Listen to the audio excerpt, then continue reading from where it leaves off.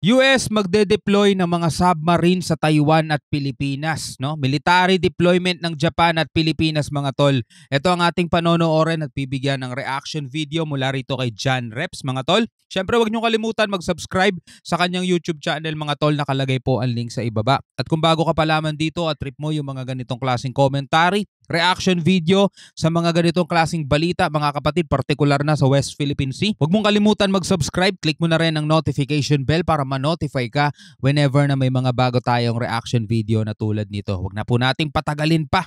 Total, wala na rin naman tayong hinihintay na. Panoorin na natin to, mga kapatid. Sa gitna ng lumalakas na tensyon sa rehiyon, ang Japan at Pilipinas ay nagkaroon ng kasunduan sa pag-akses na magbibigay daan sa pag-deploy ng mga puwersang militar sa lupain ng bawat isa. Alamin ang buong detalye mamaya. At plano ng US Navy na simulan ang pagpapadala ng mga submarine bilang bahagi ng pagtulak ng Amerika na palakihin ang mga kakayahan ng militar upang hamunin ang mga puwersang pangdagat ng China, partikular sa paligid ng Taiwan at Pilipinas. Kaya't para malaman ang buong detalye ay tumutok at makinig na mabuti. Wala naman tayong submarine pwede na yan. Nagsimula ang Pilipinas at Japan ng mga pag-uusap tungkol sa isang reciprocal na kasunduan sa pag-akses na magbibigay daan sa pag-deploy ng mga puwersang militar sa lupain ng bawat isa sa gitna ng lumalaking tensyon sa rehiyon, kung saan ang Japan ay mayroon ding alitan sa dagat laban sa China. Sinabi ng Pangulo ng Pilipinas na si Ferdinand Marcos Jr. na ang tensyon sa West Philippine Sea ay tumataas sa halip na nabawasan nitong mga nakaraang buwan. Tama. Nagbabala na ang China ay nagdulot ng tunay na hamon sa mga kapitbahay nito sa Asia. Sa isang panayam sa Japanese media, binigyang diin ni Pangulong Marcos ang pangangailangang bumuo ng matibay na alyansa sa mga magkakatulad na kaalyado katulad ng trilateral na kooperasyon sa pagitan ng Pilipinas, Japan at Estados Unidos. Isang linggo ang nakalipas, ang Pilipinas at China ay nagpalitan ng mga akusasyon sa isang banggaan ng kanilang mga sasakyang pangdagat malapit sa isang pinagtatalunang shoal sa West Philippine Sea. At ito yung sinasabi ng China, mga kapatid, sa isang balita, no? Pilipinas ang nagsisimula ng gulo, nagsisimula ng sigalot dito sa South China Sea, mga tol. Talagang tayo ang itinuturo nilang dahilan ng mga tensyon na nanggaganap dito sa West Philippine Sea o dito sa South China Sea.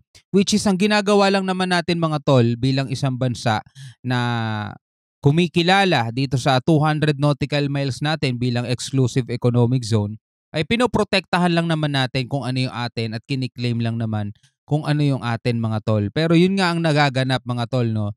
Dahil nga todo ang pag-claim dito ng China dito sa kanilang 10-dash line na kabahagi na rin itong West Philippine Sea, mga tol, tayo yung itinuturo nilang gumagawa talaga ng kaguluhan dito, mga tol, na nagiging malaki rin ang nagiging epekto, no, dito sa ating ekonomiya, mga tol. Habang tumitindi ang tensyon sa pag-aangkin ng mahahalagang daluyan ng tubig. Bilang karagdagan sa Pilipinas, may claim din ang mga membro ng ASEAN tulad ng Vietnam, Indonesia, Malaysia at Brunei. Ang mga bahagi. Ito. May nabasa akong comment kanina. Malayo daw ang Vietnam at Indonesia sa China. Huwag daw nating ikukumpara. Malayo rin tayo sa China, mga tol, no? Paano hindi ikukumpara? Mas maliit nga na bansa yun kesa sa atin, pero nagagawa nilang pumalag. 'Di ba? Nagagawa nila talagang higpitan yung kanilang pagbabantay, no? Ginagawa nilang pagbabantay sa kanilang soberanya talagang mahigpit, mga tol. Wala yang pinagkaiba, no? Halimbawa, isa kang security guard, no? Pinasok yung establishmento mo ng mga intruder, 'di ba? Ng mga may balak na masasama, 'di ba? Ikaw ba pag-iisipan mo pang, teka, mukhang kailangan kong bawasan yung puwersang ibibigay ko, baka ma-provoke ko sila, 'di ba? Dapat nga ikaw pwede mo silang pwede mo silang paluin sa ulo, 'di ba? Pwede mo silang saktan kasi trespassing sila eh. Nasa loob sila ng ng vicinity mo 'di ba? Bilang isang guard, 'di ba? Pero eto, may mga guard tayo. Tinatawag nating Coast Guard. Tayo yung tayo yung pinapalayas, mga tol eh. At ang tugon natin dito non-confrontational, no, mode. Sabi gano'n, non-confrontational. Hindi para kumprontahin sila, para iwasan sila. 'Yun ang nagiging tugon natin. Kaya nga sabi ko nung nakaraan, sabi ko kanina sa isang reaction video ko, ano pa bang strategy ang naiisip nila, 'di ba? Na para mabawasan yung tensyon. Wag na tayong pumalag talaga, as in wag na tayong magsalita. Wag na nating ipilit yung ating karapatan.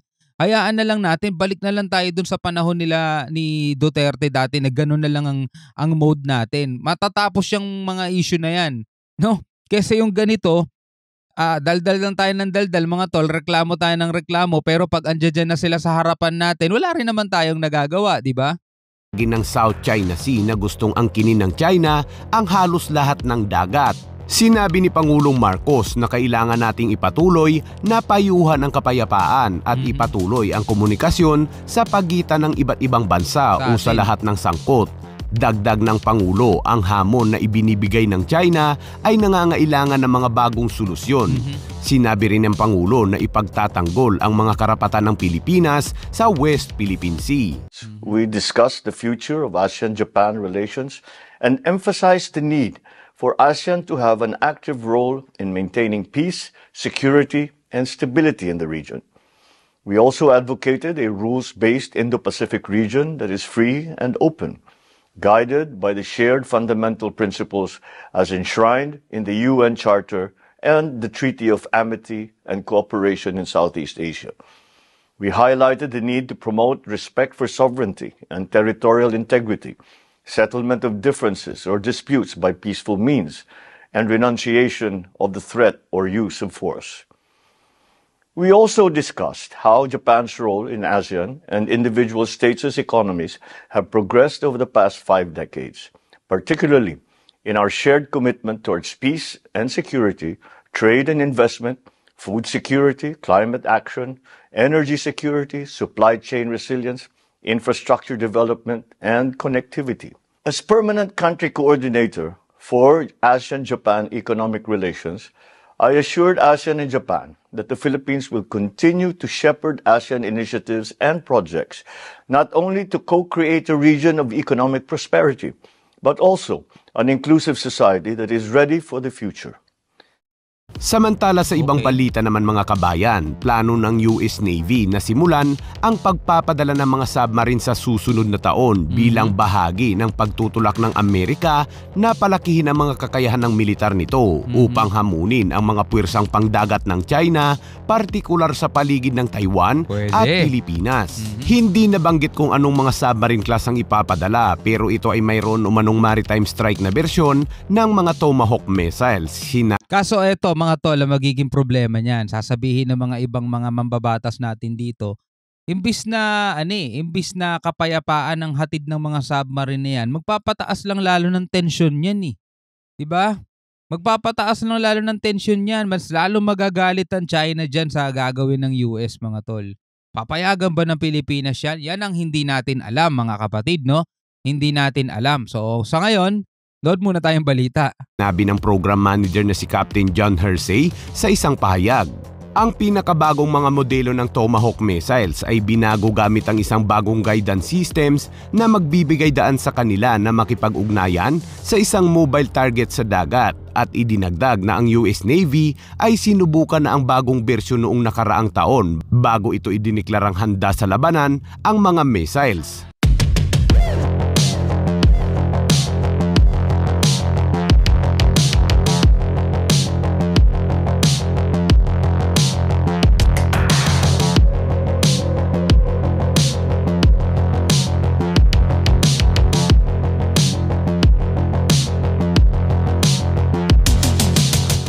At hindi lang submarine ang planong ipakalat sa Asia Pacific. Ang pag-unlad ay kasama rin ng umuusbong na alyansa sa seguridad ng Amerika, UK at Australia na kilala bilang AUKUS. Ang trio ay nag-anunsyo noong Biyernes ng isang balsa ng mga plano, kabilang ang paggamit ng mga artificial intelligence sa mga sasakyang panghimpapawid na magpapatrolya sa Pasipiko upang tumulong sa pagsubaybay sa mga Chinese submarine. Ang tatlong makapangyarihang bansa na ito ay nagsabi na sila ay magpapakalat ng mga advanced na artificial intelligence algorithms sa maramihang mga sistema kabilang ang P-8 Poseidon aircraft upang iproseso ang mga data mula sa bawat bansang may submarine sa Asia Pacific.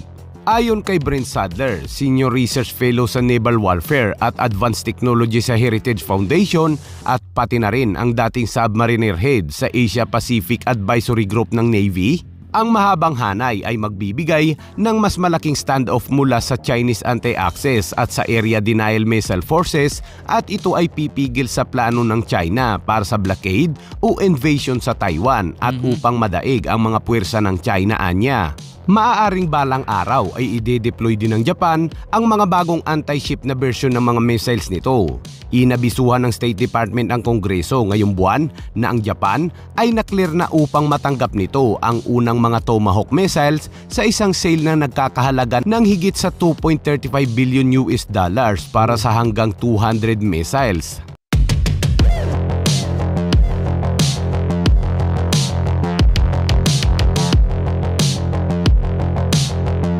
Kita niyo yung ibang mga bansa, no? Kung paano sila tumugon, puwersa sa puwersa, 'di ba?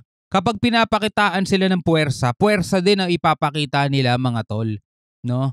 Tayo naniniwala tayo, mga tol, itong bansa natin na kapag pinakitaan tayo ng puwersa, pakitaan natin dapat ng diplomatikong pamamaraan. Kasi naniniwala tayo na makukuha natin, mahihilot natin ang puso ng China, mga tol, na wag na nila tayong ganituhin. 'Di ba? Maawa naman sila sa atin. 'Yun ang ating paniniwala, mga kapatid, no? Pero para sa ibang bansa, nakikita nila kung anong strategy ng ginagawa ng China. Nakikita rin 'yan ng mga eksperto, ng mga analyst, mga tol. Depende na lang talaga 'yan kung sino pinuno ng bansa mo kasi 'yun ang mag-uutos sa mga kasundaluhan mo, 'yun ang magde-deploy. Kung sasabihin niyang huminahon kayo, walang kikilo sa inyo, ibaba ninyo mga armas nyo. Ganun ang gagawin ng mga sundalo, mga tol. Ganun ang gagawin ng ating Navy. Kung sasabihin ng president natin na gumawa na lang tayo ibang strategy kung paano matutugunan yung aggression nila, kung paano tayo makakatugon sa kanilang pinapakita sa atin sa pamamagitan ng mahinahong pamamaraan, mga tol. No? Ewan ko kung hanggang kailan mangyayari yun, kung hanggang kailan magaganap to, mga tol. Kung patuloy at patuloy na ganyan ang magiging tugon natin sa ginagawa ng China, lalo lang, hindi natin alam, kakaunlad ba na ekonomiya natin yan? Diba? Puro tension, mga tol. Naapektuhan yung ekonomiya natin. Ayaw nang pumasok ng mga ibang investor dito dahil nagkakagulo pa pati sa Kongreso ngayon, di ba? Yung mga congressman, di na alam kung ano talagang purpose nila siya, kung ano pakay nila, no? Ay, nako.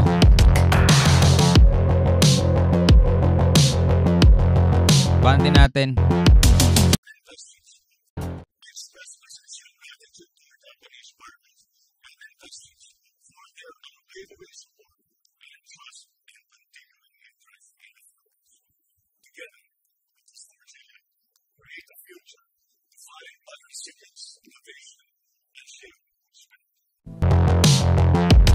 Alright, mga tol, ikaw bilang isang Pilipino, ano ang masasabi mo dito sa mga videong napanood natin?